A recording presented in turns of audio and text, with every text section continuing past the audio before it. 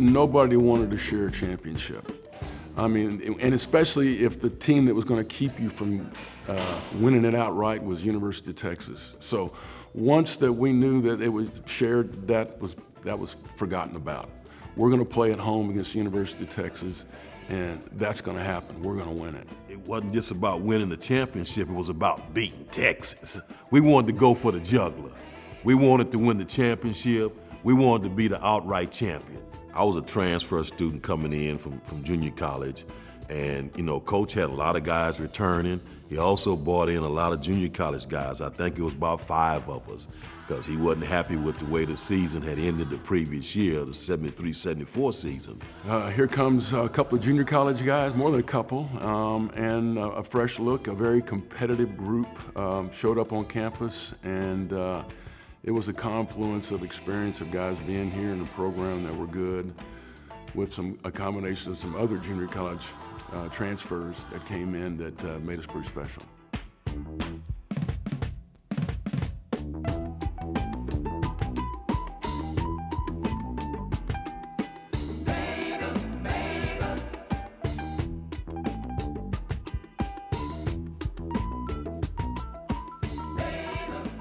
The crowd lining up outside G. Raleigh, I remember that they had this 3 different occasions they had to show the game on closed circuit television through the course of the year because the crowd was so large.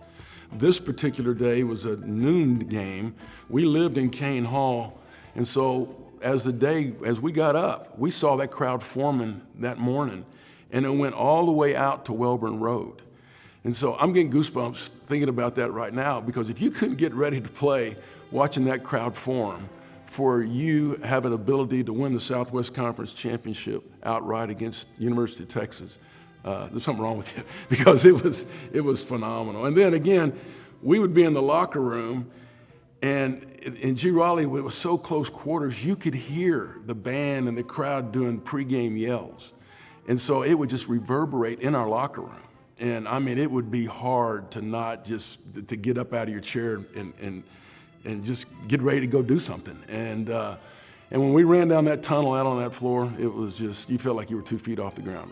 We just was locked in, and we was focused, and and everybody making their contributions, and we just basically outplayed them. And at that time, we probably had more to play for than they did. You know what I mean? Because there was no way they were going to win the championship.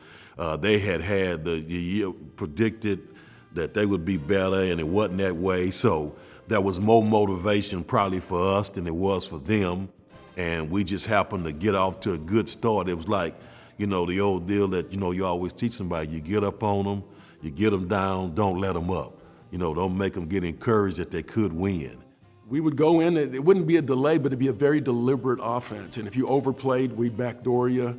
But it was going to be layups and free throws. And if you went in there and you got fouled and you didn't make that layup, that's on you. Because if you took the initiative to go try to score, you better score no matter what. And we knew that was what was expected of us. And so you can imagine some collisions that occurred at the basket when you were trying to make things happen. And so that was a big part of the game back then. The crowd was incredible. I mean, I don't think A&M had won a championship since 1969 was the last one. So this is 75, so kind of hungry. And then make that atmosphere what it was. If anything, it was almost like you had to cool yourself down. You wanted to play so hard.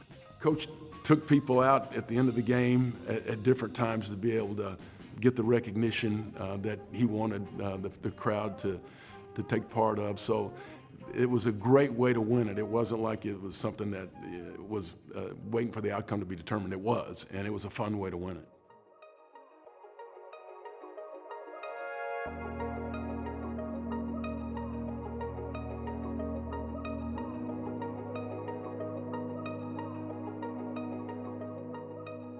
They let everybody on the floor. All the students were on the floor. I mean, patting you on the back, celebrating.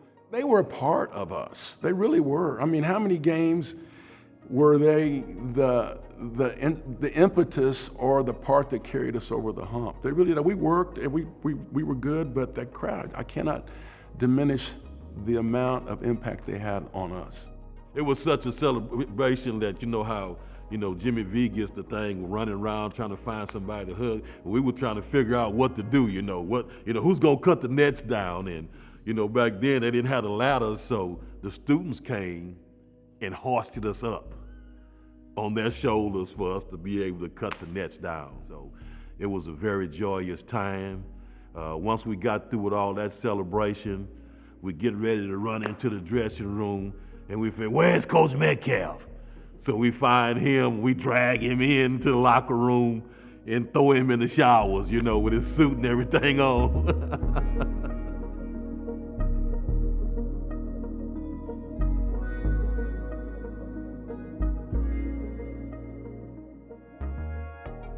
It was a dream. It absolutely was a dream. I mean, I was a junior college transfer, but I knew what A&M was all about. And to be in that environment, and to throw it even a different little shade on it is, I was born in Bryan. My dad was a yell leader.